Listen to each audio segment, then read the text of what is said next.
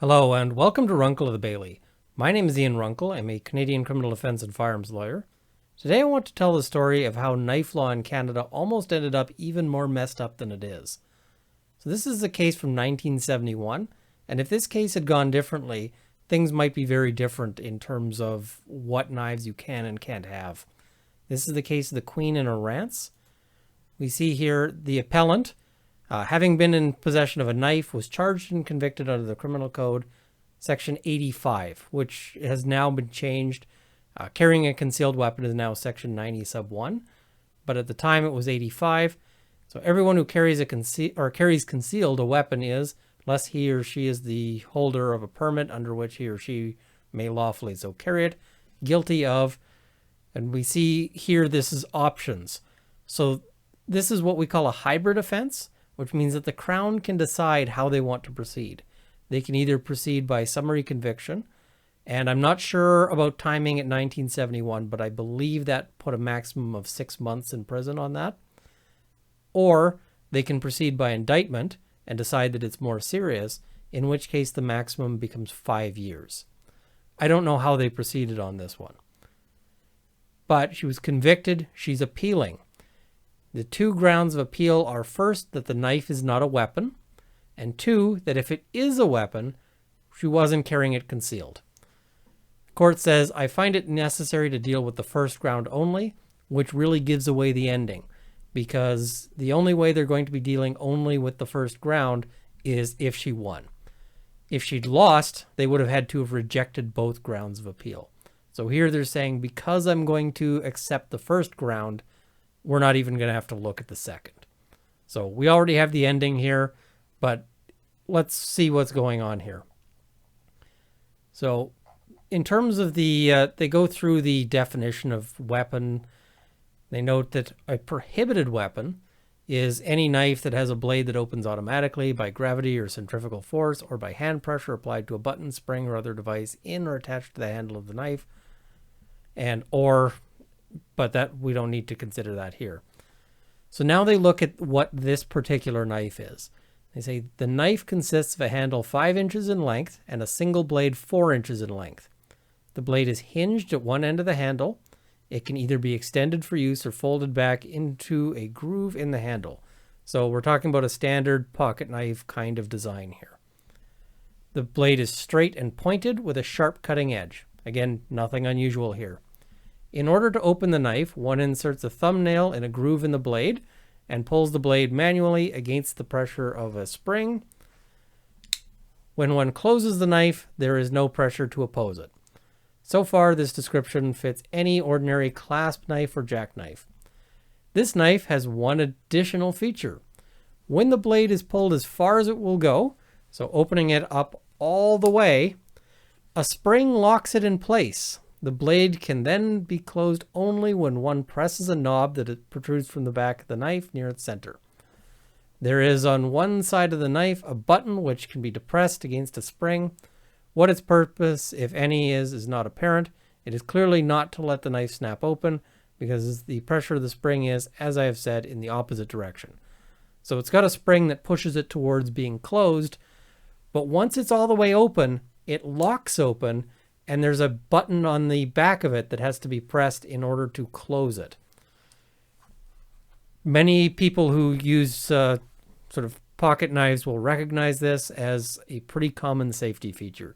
It's very difficult, I would say, to find a pocket knife now that doesn't include some similar safety feature. The court also notes, having described the knife in question, it will be convenient to refer to another knife which Mr. Cumming, without objection by Mr. Robertson, those were the two lawyers on the matter, had brought into court before us from the file in another case. It too has a handle and a single blade with one sharp edge.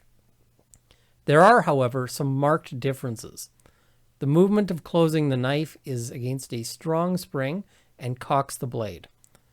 When the blade is fully closed, it is locked in position.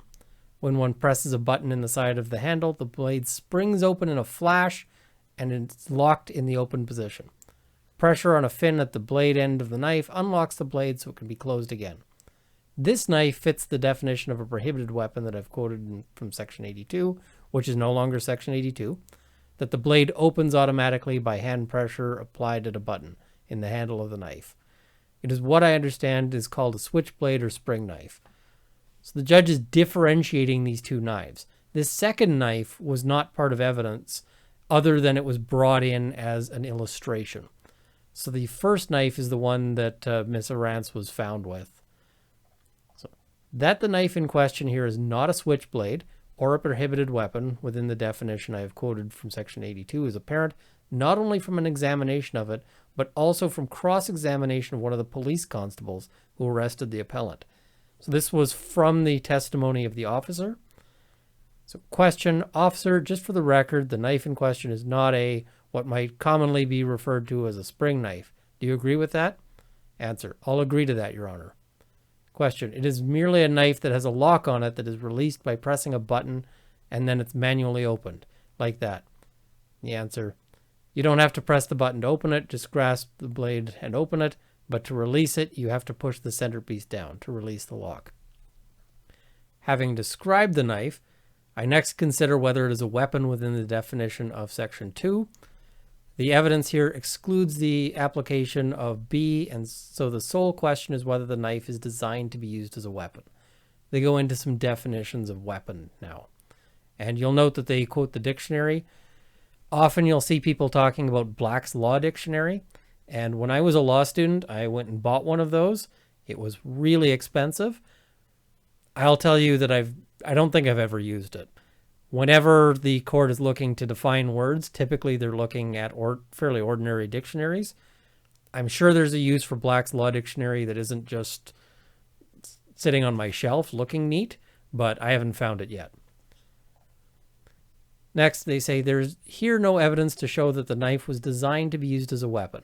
Except for one thing, this knife is no different from the myriad of jackknives that are carried in men's pockets throughout Canada.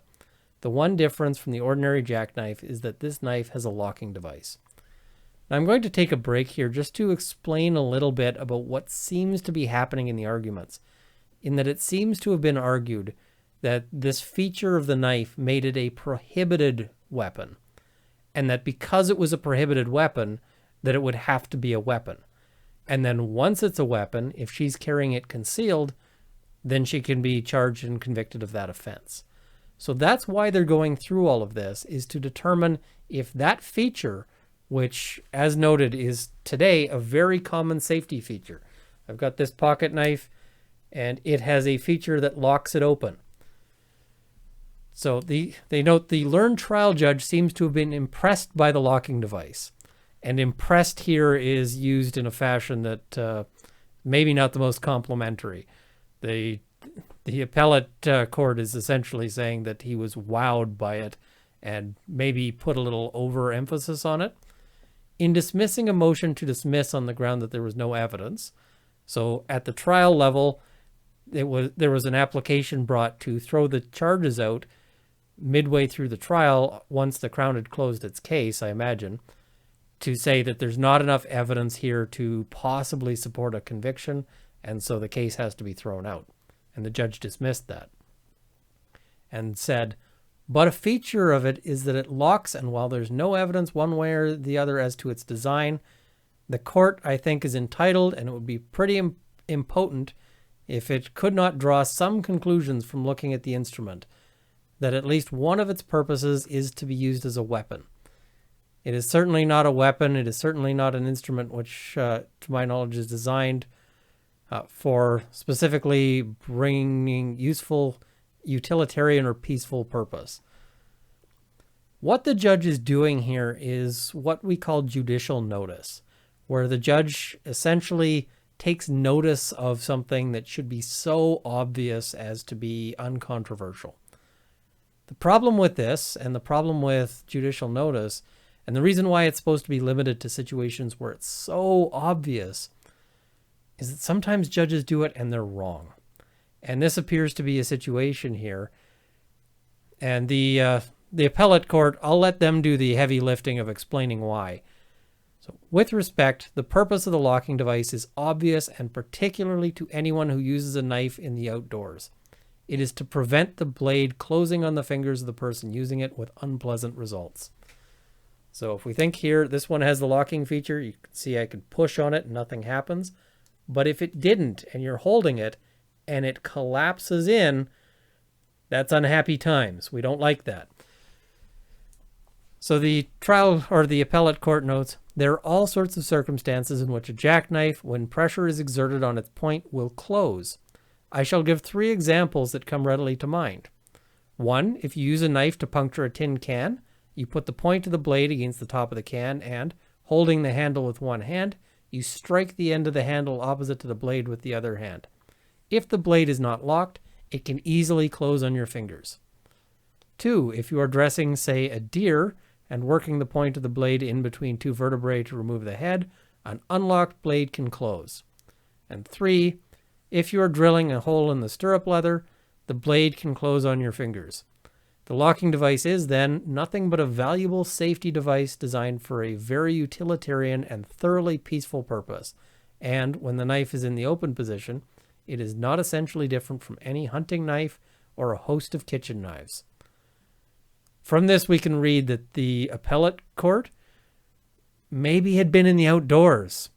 And this is a problem when we start dealing with firearms and knife law, which is that often judges may not have a lot of experience, but they may rely on their personal experience and their personal understanding.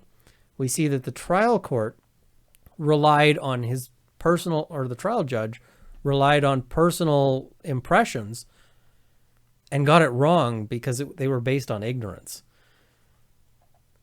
So we see the court notes, the learned judge was not given the assistance of any evidence on why the knife was designed as it was apparently unfamiliar with knives, and, I say this with respect, fell into the error of thinking that there must be something sinister in the locking device.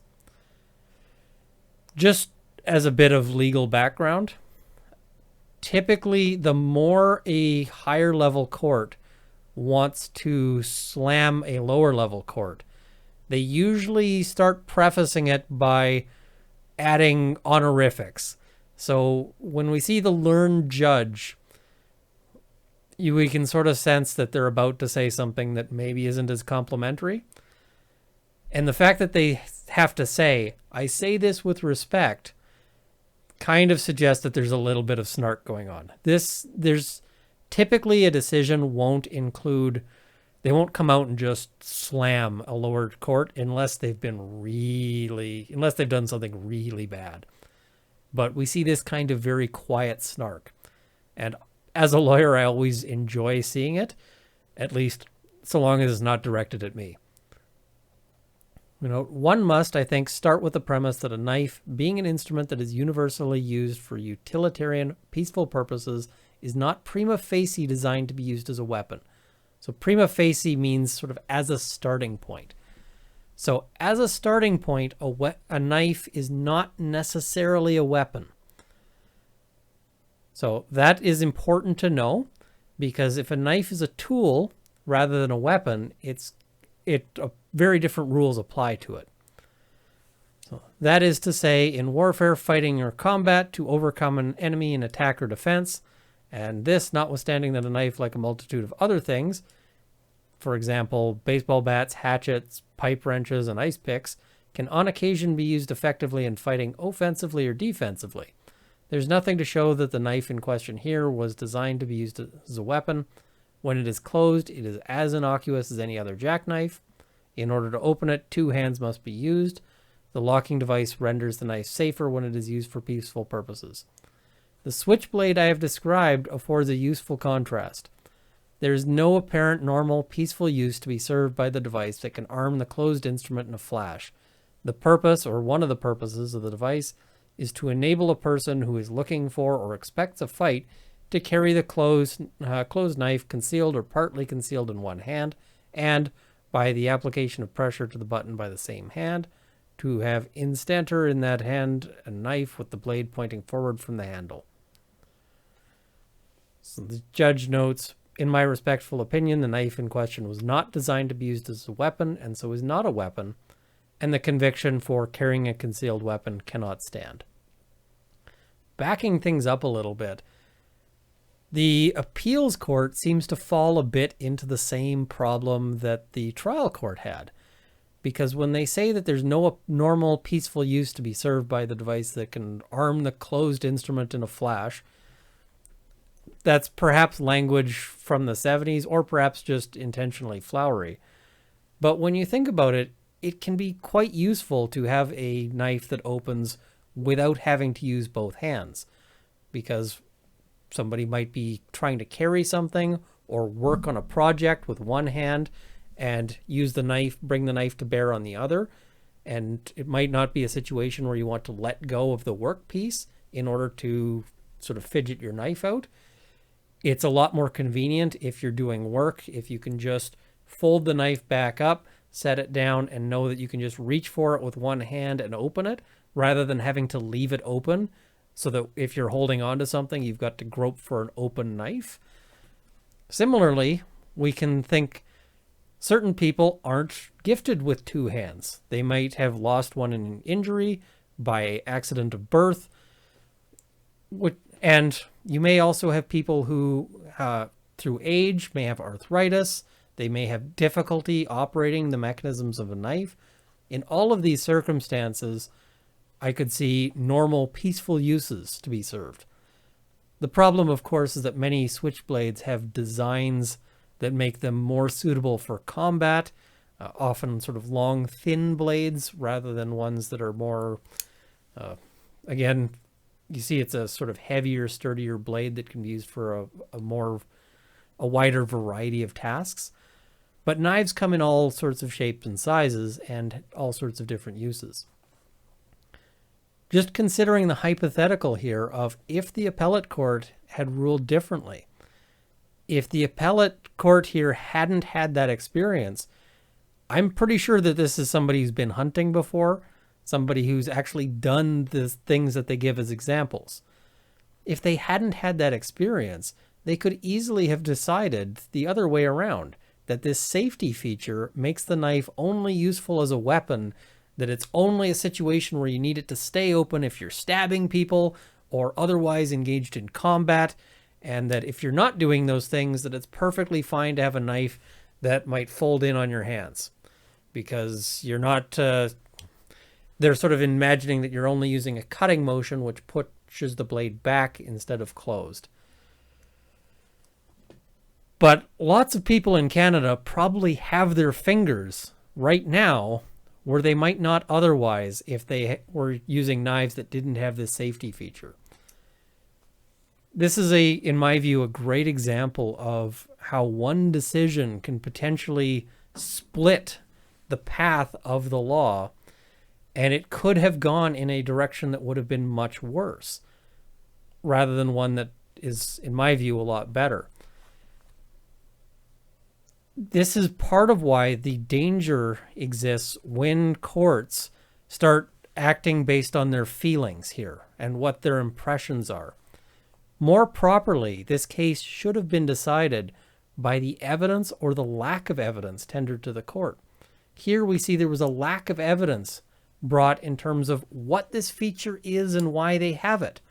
Really, there should have been an expert called, an expert witness, who could have testified. What is this feature? Why is it there? Why might you want it? There might have been competing experts on each side. But to have the judge just give their best impression of this runs the risk that they will get it wrong. And the getting it wrong can have huge consequences. It can cause tremendous damage. As noted, there probably would have been a non-trivial number of finger amputations if they'd ruled differently here. At any rate, I hope this has been enlightening. I hope that this has been a bit of a sort of window into the justice system. I like this case. When I used to teach firearms and weapons law, I'd start with this one in terms of dealing with knives, because it shows the dangers and it shows a bit of the judicial reasoning process. I really appreciate the fact that this case went the way it did, but it could have easily gone another way. Thank you for watching. If this has been useful, please like, share, and subscribe. I also have a Patreon if you wish to contribute. I also want to thank and give a shout out to my Patreon supporters at the $10 level, Process Eng and my buddy Keith.